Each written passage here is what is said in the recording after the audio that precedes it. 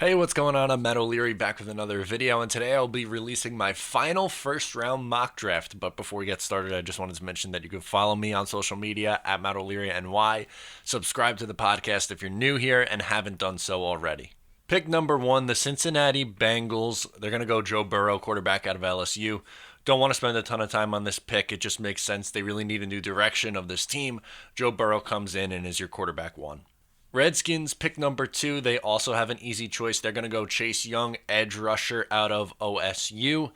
They don't really necessarily need an edge rusher, but someone like Young is a generational type of talent that you would take at a premium position that high. So it makes so much sense for the Redskins to go there. First trade so far, so pick number three, I have the Dolphins trading up. They're going to throw in a second round pick as well to move up with the Detroit Lions, and they are going to take Tua Tagovailoa, quarterback out of Alabama. I know there's been some question marks with his medical history and whether or not they, being the Dolphins, are actually going to take a quarterback or if they prefer Herbert over Tua, but I think that's all kind of smokescreen. I think they really want their guy, and that's going to be Tua Tagovailoa.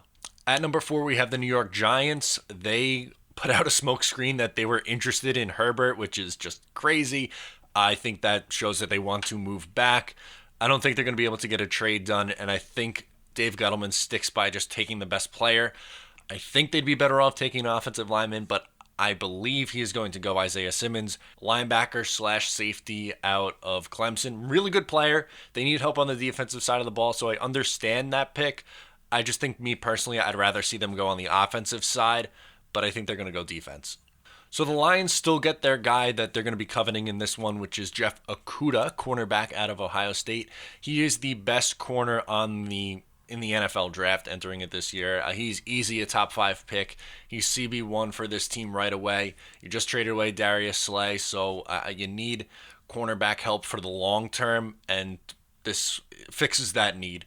And they have a defensive-minded head coach. This seems to make just too much sense for Detroit. At 6, I have the Chargers going with Justin Herbert out of Oregon. They could really use a quarterback. I know they've put a lot of trust in Tyrod Taylor, which is fine. I actually like Tyrod a lot, but I think this is going to be a situation where Tyrod starts, depending on how they do, maybe plays like the first 6 games or so, and then they work Herbert in slowly in the second half of the year. I could see a scenario like that playing out. I don't really see him falling past this spot. Maybe they take Tua if he's available, but in my mock, he's not going to be, and they go Herbert out of Oregon. Matt Rule and the Panthers, I have them going with Derek Brown, defensive tackle out of Auburn. I'm usually not someone who would like to go defensive tackle in the top 10, but where he is and what that team needs, they just need players on the defensive side of the ball, and he looks like the best one on the board at this time. So to me, I think that makes a ton of sense for the Carolina Panthers as they try to rebuild this thing under Matt Rule. At 8, the Cardinals, I have the first offensive tackle coming off the board, Jedrick Wills out of Alabama. He actually plays on the right side in college, which was Tua's blind side, but they could really, Arizona that is, plug him in on the right side because they just signed their left tackle. So I think realistically what they're going to do is want to shore up the other tackle spot. Earlier in mock drafts, I had them going wide receiver. Obviously, after you trade for DeAndre Hopkins, that's not a need anymore. So I could definitely see them going with tackle, and I think they go with the best one on the board, which is Wills. At number 9, I have the Jaguars going CJ Henderson, cornerback out of Florida.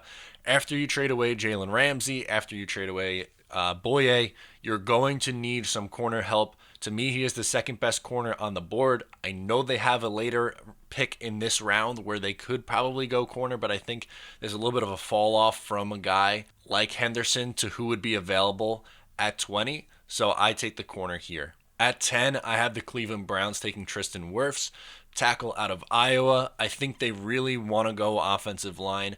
They signed Jack Conklin. You got to continue to add to that and protect your young quarterback. I think the Browns as an organization understand that. I've seen some mocks where they go wide receiver, but I just think that would be way overkill. I don't think that's really necessary.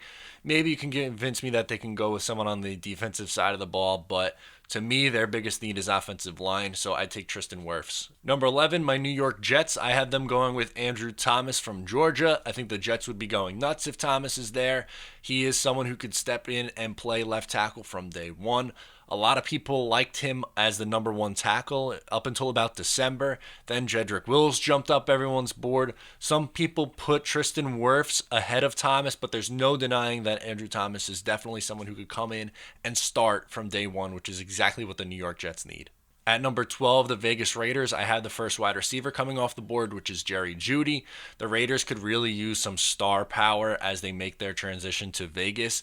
Wide receiver is definitely a position of need. They could use a number one receiver, and Jerry Jeudy should go in there and put up big numbers right out of the jump. At number 13, I have the 49ers keeping that pick and making the pick being CeeDee Lamb, who should absolutely go off for them. I like CeeDee a lot. I have both Jeudy and CeeDee very, very close. It wouldn't shock me if these picks flip-flopped, but I think he would be perfect in the Kyle Shanahan offense, and that would only make that offense that much better. At number 14, I have the Tampa Bay Bucks going with Mekhi Becton, offensive tackle out of Louisville. With his recent drug stuff coming out, or the flag drug test, whatever you want to call it, I think he's going to fall a little bit, and 14 isn't really falling that much for him. I think he's someone who would probably go 10, 11, somewhere in that range if this didn't come out. But the Bucks, after getting Tom Brady, they really need to focus on that offensive line if they really want to go in on the next couple of years. So Mekhi Becton here makes a ton of sense. At 15, I have the Broncos going Henry Ruggs, wide receiver out of Alabama. Boy, is he fast. And when you have a young quarterback like the Denver Broncos do, you want to make life as easy as possible for him. And adding to that wide receiving core, which is already pretty good, I think would just make life so much easier in Denver. And they're going to be a scary team this year. Watch out for Denver. At 16, I had the Falcons going K'Lavon Chaisson from LSU. Now there's been rumors of the Falcons wanting to move up and potentially take a corner. I just don't think they're going to be able to get a trade-up partner. So I think they sit tight and take a position of need, which is edge, and you're getting a really good player in Chaisson there.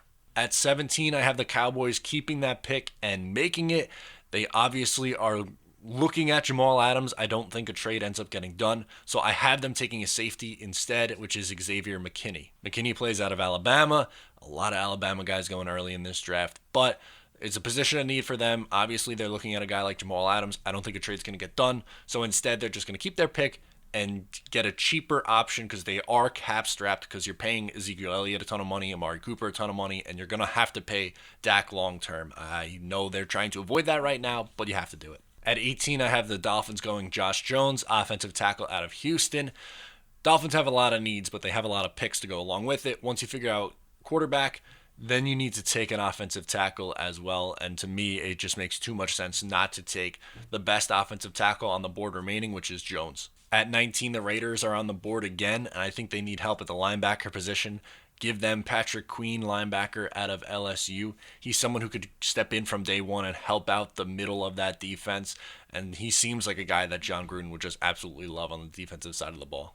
At 20, the Jaguars are also back on the clock, and I have them going with defensive tackle Javon Kinlaw.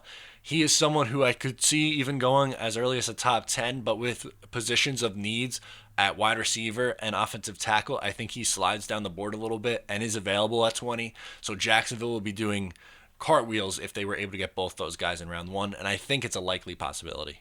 At 21, I have the Eagles going with Justin Jefferson, wide receiver out of LSU. This team really, really needs help at the wide receiver position. It's obvious. That's a big-time position of need. Maybe they go corner, but I think I would rather go wide receiver if I was in the shoes of Howie Roseman. So I have them going with Justin Jefferson. 22, the Vikings are on the board thanks to the Buffalo Bills trade, and I think they take a cornerback, and I have them going Jeff Gladney out of TCU. Corner is definitely a position of need for the Vikings after Xavier Rhodes was awful last year. They need some help at that position. So no, they don't dress wide receiver right away, but it is a position of need, and I think that's a fine pick if I'm the Minnesota Vikings. At 23, I had the Patriots going with AJ Epinesa, edge rusher out of Iowa. They could go a couple of different ways. Jordan Love is on the board in my scenario, but I don't think they would take him there. I think they'd rather go best player available, which in my eyes is Epinesa at that spot. So that's just my take on it. I know they had a pretty good defense last year, but edge is probably their weak spot after Kyle Van Noy is gone. So We're going to have to see what Bill Belichick decides to do. But if the board breaks this way, I think he takes Epinesa. At 24, I have the Saints taking Denzel Mims. They have a really good number one wide receiver. That's obvious in Michael Thomas. If you're going all in on Drew Brees, which you should be, and trying to win now in the next year, maybe 2 years at the max, get that wide receiver number 2, make life easier on that offense. I think getting Denzel Mims in this spot would be huge for the Saints. Vikings are back on the clock. They go defense again. Edge rusher Yetur Gross-Matos out of PSU. I think that's definitely a position of need after you are losing out on Everson Griffin. He's old. He's still on the market. They could, I guess, retain him, but it doesn't look like he's going to be back in Minnesota. So get younger at that position and really help on the defense. Get that figured out. Offense was pretty good last year with Cook and Cousins. Dolphins back on the clock at 26. Here I have my first and only running back in the first round being taken, and that's DeAndre Swift out of Georgia. That's really a position of need for Miami as well. They had Ryan Fitzpatrick lead the team in rushing last year. Usually I am not someone who likes to take a running back with my first round pick, but you already had 2 first-round picks before even making this selection, and you went 2 premium positions, the 2 most important positions in the sport, quarterback and offensive tackle, specifically left tackle. So I'm okay with going running back here, and Swift to me is the best running back in this class. At 27, I have the Seahawks going offensive line, Ezra Cleveland out of Boise State. Seahawks always really make these random picks at the back half of the draft, so they're kind of hard to project. But I could see them trying to go offensive line and really help in that run game, and bringing in Ezra Cleveland would do that for the Seattle Seahawks.